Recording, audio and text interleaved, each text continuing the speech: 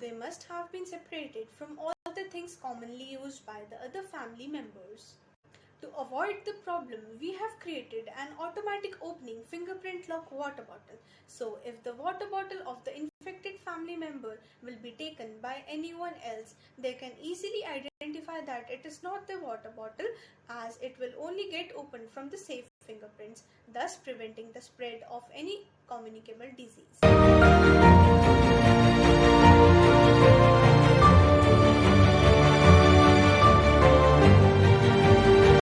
SWOT analysis. Strengths. The bottle can be opened from the added fingerprint scans only.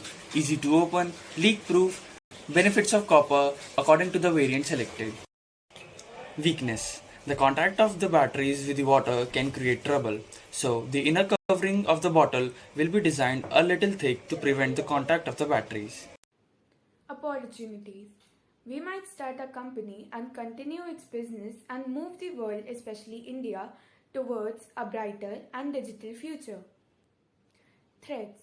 This project might not be able to gain popularity in its initial days as it's a new product, so the people might take some time to understand, but through proper advertisements and explanations, we can achieve that feat also.